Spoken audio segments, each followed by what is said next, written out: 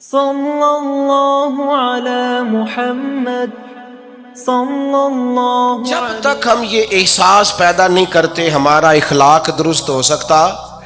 اپنے اندر بالخصوص اور تھوڑی دیر کا غصہ ہوگا آپ کا، پچھتاوا چھوڑ جائے گا.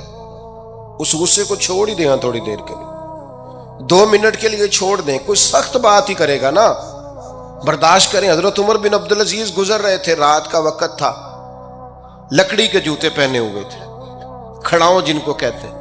ایک بزرگ فٹ پاتھ پہ سوئے ہوئے تھے. جناب عمر بن عبدالعزیز کا پیر آ گیا، بابا جی کے پیر. کیا کہتے ہیں اس طرح کا معاملہ ہو تو لوگ؟ اندھے ہو. یہی کہتے ہیں نا، ٹکر ہو جائے اچانک تو کہتے ہیں اندھے ہو. اس بندے نے بھی کہا فوراً اٹھتے ہی، اندھے ہیں آپ، میرا پیر دبا دیا ہے. بڑا سخت موقع ہے. بادشاہ وقت، امیر المومنین اور امت کے صالحین کے امام حضرت عمر بن عبدالعزیز اندھے ہیں.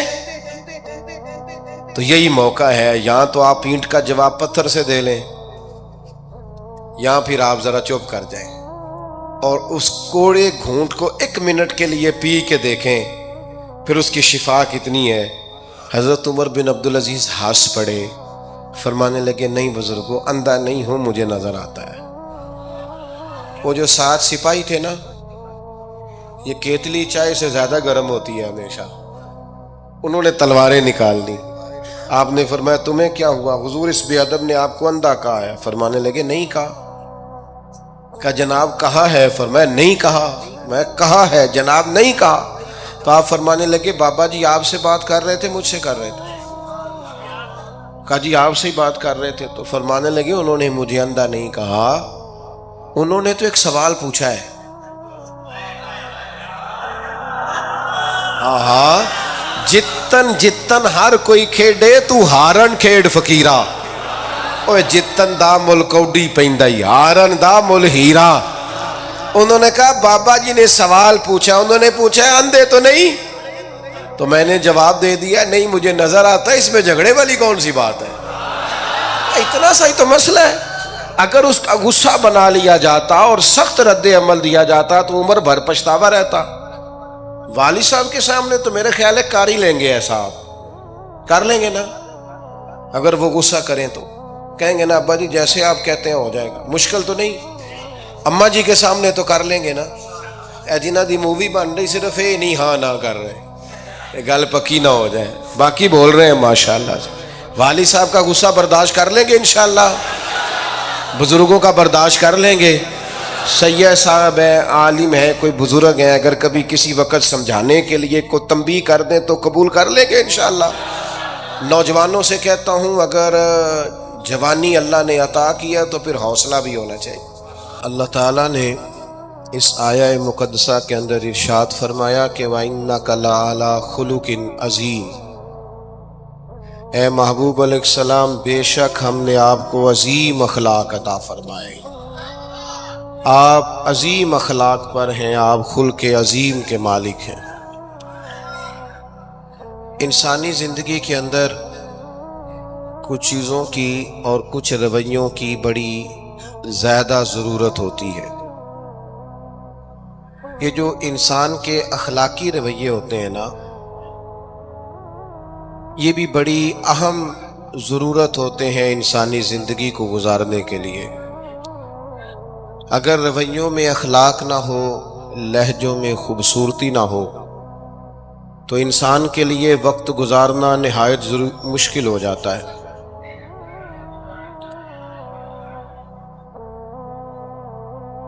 اللہ تعالیٰ آپ کو جزائے خیر دے. میں نا دوستوں سے کہتا رہتا ہوں کہ کسی کھلی جگہ پہ احباب کے لیے بندوبست کیا جائے تاکہ لوگ تکلیف کا شکار نہ ہوں. پیار سے آ جاتے ہیں کئی ساری جگہوں پہ، بلکہ شاید ساری جگہوں پہ اب یہی مسئلہ بنتا ہے جگہ کا، لیکن اس وقت احباب بعض اوقات توجہ نہیں کرتے، پھر مشکل بڑھ جاتی ہے. اب تو جیسے ہے ویسے ہی رہے گا. بھئی آپ بولیں تو نانا، آپ اتنا شور کریں گے تو میں بات کیسے کروں گا؟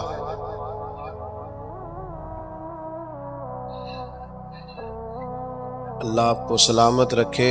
دعائے خیر کر دیں جی، دعا کر دیں.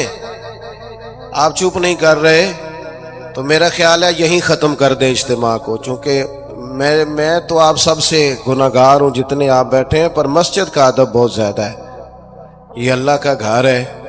بیٹا آپ بیٹھ سکتے ہیں، ویسے مشکل نہیں کوئی بھی، لیکن اللہ جانے آپ کیوں نہیں بات سمجھنے کو تیار ہو رہے کہ آپ کے جو پیچھے لوگ ہیں وہ تکلیف میں، اور یہ تقریر بڑی مختصر سی ہونی ہے، آپ کو زیادہ تھکنا نہیں پڑے گا انشاءاللہ۔ چند ایک باتیں ہیں، مجھے تو بزرگ بٹھا رہے تھے، لیکن میرا اصرار یہ ہوتا ہے کہ ایک بندہ بھی ہمارا انتظار نہ کریں، جو آئے ہیں وہ بات سنیں جلدی سے، اور لوگ اپنے اپنے معاملات میں بعد میں مصروف ہو جائیں۔ چلیں جی، ماشاءاللہ اللہ تعالیٰ نے خیر کیا ہے، کچھ بہتری۔ اب ایک دفعہ بلند آواز سے درود شریف پڑھیں۔ الصلاۃ والسلام علیک یا رسول اللہ وعلی آلک واصحابک یا حبیب اللہ، الصلاۃ والسلام علیک یا نبی اللہ وعلی آلک واصحابک یا نور۔ عزیز دوستو، میں یہ عرض کر رہا تھا کہ اللہ تعالیٰ نے نبی پاک علیہ السلام کے اخلاق کی تعریف کی ہے۔ ہمارے زمانے میں یہ رویہ ہو گیا ہے کہ اگر اخلاق کی، کردار کی کوئی بھی بات کی جاتی ہے تو لوگ سمجھتے ہیں شاید یہ ایک بیٹا آپ دو لوگ رہ گئے ہیں، یہاں تو آپ بیٹھ جائیں، پیچھے آپ کے سب اشارے دے رہے ہیں، آپ مہربانی کریں نا یار، میں نے تو کبھی اتنا ٹائم ہی نہیں لگایا جلسہ سیدھا کرنے، ہاں تو بڑی مشکل ہو گئی۔ اللہ آپ کو برکت دے، آپ تو بڑے پیارے لوگ ہیں، آئے سارے پیار سے ہیں، پر وہ پیار میں جیتنا چاہ رہے ہیں ایک دوسرے سے، حالانکہ پیار میں جو مزہ ہارنے کا ہے نا، جتن جتن تے ہر کوئی کھیڈے تو ہارن کھیڈ فقیرا، جتن دا مل کوڈی پیندائی ہارن دا مل ہیرا۔ اس میں تو قربانی دینی چاہیے، ایک دوسرے پر اثار کرنا چاہیے، کہنا چاہیے یار آپ بیٹھ جائیں میں ذرا پیچھے چلا جاتا ہوں، یہ تو دینی ماحول ہے، اس میں تو اثار کی ضرورت۔ بہرحال عام دام برسر مطلب، ہمارے ہاں لوگ سمجھتے ہیں کہ اخلاق کی بات کی جائے تو شاید یہ بڑا عام سا سادہ سا کوئی عنوان ہے، حالانکہ یاد رکھیے گا نبی پاک علیہ السلام نے فرمایا ہے میں مکارم اخلاق کی تکمیل کرنے کے لیے دنیا میں آیا ہوں، فرمایا میں اخلاق کو تو مکمل کرنے آیا ہوں، اور نبی پاک علیہ السلام نے اخلاقی رویوں پر بہت زیادہ زور دیا ہے۔ حضور علیہ السلام فرماتے ہیں کہ قیامت کے دن میرے سب سے زیادہ قریب وہ شخص ہوگا جس کا اخلاق زیادہ اچھا ہوگا۔ ہمارے ہاں لوگوں نے اخلاق کا معنی بھی اپنی مرضی کا کیا ہوا ہے، بعض لوگوں کا خیال ہے کہ صرف میٹھا بولنا ہی اخلاق ہے، حالانکہ میٹھا بولنا بھی اخلاق ہے، لیکن صرف میٹھا ہی بولنا اخلاق نہیں، میٹھا تو لوگ اپنے مطلب کے لیے بھی بولتے ہیں، میٹھا تو اس لیے بھی بولتے ہیں کہ مجھے اب کام پڑ گیا ہے، اور بعض لوگوں کی ٹریننگ ہوتی ہے اس لیے وہ میٹھا بولتے ہیں۔ آپ کسی بہت بڑے شاپنگ مال پہ چلے جائیں تو وہاں جو سیلز مین ہوتے ہیں ان کی ٹریننگ ہوتی ہے کہ انہوں نے بولنا ہی میٹھا ہے، گاہک جتنی مرضی تلخی کرے وہ تلخ نہیں ہوتے، میٹھا بولتے ہیں۔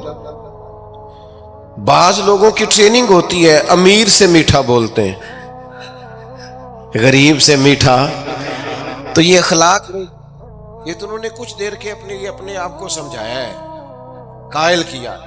یاد رکھیے گا صرف میٹھا بولنا اخلاق نہیں بلکہ سچ بولنا اخلاق ہے۔ صبر، تحمل، بردباری، وفاداری اور بلند ترین اخلاق کا مالک وہ بندہ ہوتا ہے جو خوددار ہوتا ہے، کسی دنیا دار کے سامنے ہاتھ نہیں پھیلاتا، اللہ تعالیٰ نے جو اسے دیا ہوتا ہے اس پر راضی رہتا ہے، اس کے مزاج میں اس کی کو ذرا کم کر دیں جی، اس کے مزاج میں لالچ نہیں ہوتا، ہرس، ہوس، طمع، مفاد پرستی، یہ چیزیں جس آدمی کے مزاج میں نہیں ہوتی وہ شخص با اخلاق ہوتا ہے، اور بندے میں مروت ہو، وفاداری ہو، خلوص ہو، للہیت ہو، تو بندہ با اخلاق ہیں. میرے دوستو، جس طرح ہم اپنا مکان محنت کر کے تعمیر کرتے ہیں اور تھوڑا سا بھی درزی اگر کپڑے میں فرق پیدا کر دیتا ہے تو ہمارے لیے مشکل ہوتا ہے پہننا. ہم محنت کر کے تعمیر کرتے ہیں لباس کی، ہم اپنے لیے تعمیر کرتے ہیں چیزوں کو کہ بالکل ٹھیک اور پرفیکٹ چیزیں ہونی چاہیے. اسی طرح ہمیں اپنے کردار کو بھی تعمیر کرنا پڑتا ہے، اس پر ہمیں محنت کرنی پڑتی ہے. جس چیز پر بھی محنت کی جاتی ہے وہ قیمتی ہو جاتی ہے.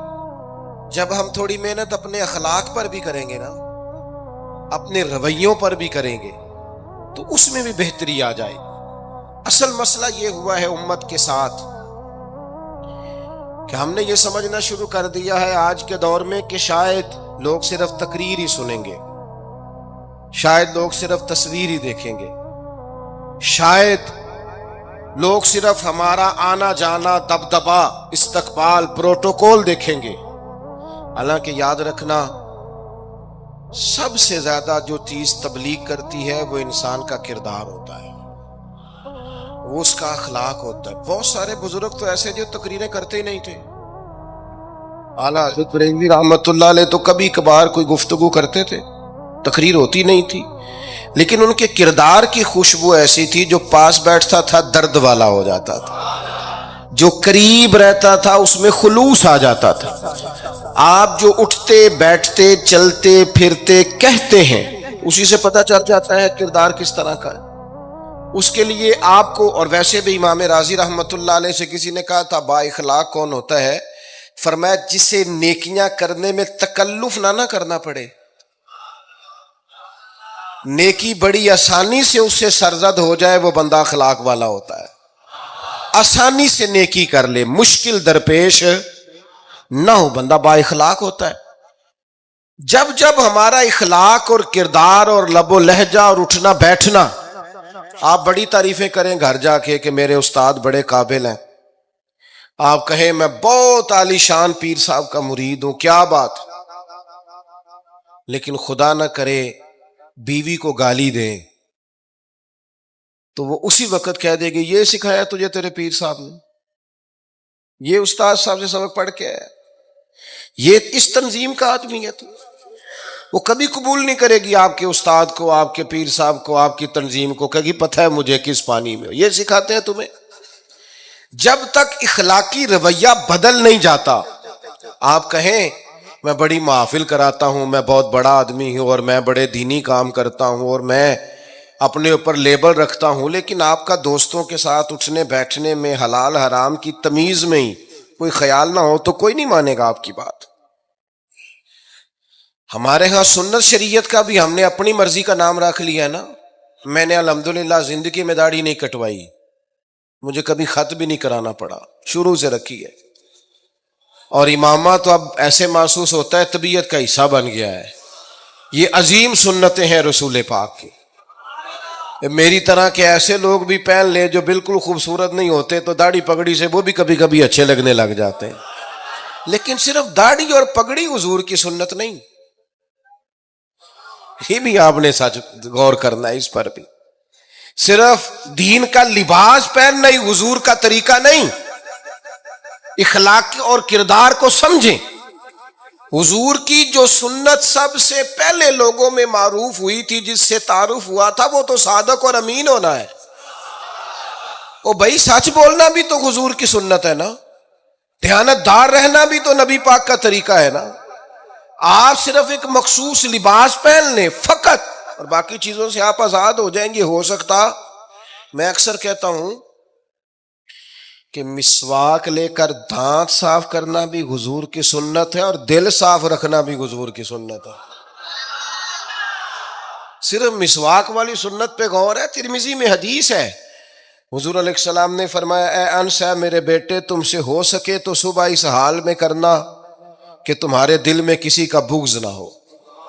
اور حضور فرمانے لگے یہ میری سنت ہے. صبح اٹھتے ہی پہلے دل کو ٹٹولنا، اس میں کسی کے لیے عداوت نہ. اخلاقی رویوں پر توجہ دینے کی ضرورت. ہم میں سے نا بہت سارے لوگوں کی شان ہوتی ہے، پیر صاحب کی، علامہ صاحب کی، استاد ہوں، میں ٹیچر ہوں، میں پڑھا لکھا ہوں، میں مالدار ہوں، میں گھر کا بڑا ہوں.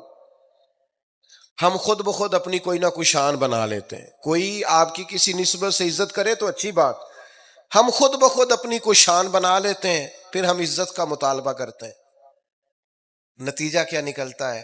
نتیجہ یہ نکلتا ہے جہاں ہمیں احترام کرنا چاہیے وہاں بھی ہم احترام کر نہیں پاتے. اور میرے دوستو یاد رکھو، سیدہ عائشہ صدیقہ رضی اللہ تعالیٰ عنہ فرماتی ہیں نبی پاک علیہ السلام جتنی دیر گھر رہتے تھے نا، گھر کا کوئی نہ کوئی کام ہی کرتے رہتے تھے. کوئی حرج والی بات ہے اگر آپ ہر مطلب گھر میں جا کے بیٹھ کے اتنا لمبا سفر طے کر کے آئے لیکن اندر جا کے بیٹھتے ہی کہا پانی کا گلاس لاؤ؟ بھئی آپ بھی تو لے سکتے ہیں، کوئی حرج والی بات ہے؟ یہ باتیں کرنے کرانے کی ہیں کہ خود سے کام کر لینا سنت ہے؟ آپ نے 2 منٹ لگائے ہیں اور آپ نے کسی پر روب ڈال کے آپ فارغ ہو گئے. اخلاقی رویوں میں سب سے زیادہ ضروری تو دوسرے کا احساس کرنا ہوتا ہے. اخلاقی رویوں میں سب سے زیادہ حاجت تو دوسرے کی تکلیف اور شدت کا احساس کرنے کی ہوتی. میرے اسا فرمایا کرتے تھے 10 منٹ کیوں انتظار کراتے ہو لوگوں کو؟ تم نے ممبر پہ کہا تھا میں 2:15 بجے جماعت کراؤں گا، 2:16 کیسے ہوئے؟ تمہیں اس کا پاس ہونا چاہیے تھا، تمہیں خیال ہونا چاہیے تھا کسی شخص کو کسی وجہ سے کوئی تکلیف، کوئی کسی اذیت کا شکار کیوں ہو، کوئی پریشان. میں اب تو الحمدللہ آپ اتنی بڑی تعداد میں آ گئے کہ جگہ آپ کے لیے مشکل ہو گئی، ورنہ شروع میں جب میں محافل کا ٹائم دیتا تھا تو میں وقت پہ چلا جاتا تھا. اگر کسی سے کہا ہے نا کہ 6 بجے آئیں گے تو 6 بجے چلے گئے، وہ کئی والی گھر والے پوچھتے سن تسی آ بھی گئے ہو، تو میں کہندا سانو تسی ویلے سمجھ لو. ہمارا مزاج نہیں ہے نا جی. بلکہ ایک تقریب میں مجھے دعوت دی گئی تو اس پہ لکھا تھا 6 بجے، تو میں وہاں پہنچا تو میزبان بھی نہیں آئے تھے. مجھے بتائیں شادی کا کارڈ سارا خاندان بیٹھ کے لکھتا ہے نا، روانگی برات 1 بجے، 1 بجے جاتی ہے برات، مشترکہ جھوٹ بولا سارے خاندان نے. یہ رونے کی بات ہے، ہنسنے کی تھوڑی ہے. مسلمان اور جھوٹ بولے، مشترکہ طور پہ کہا یہ جھوٹ ہے.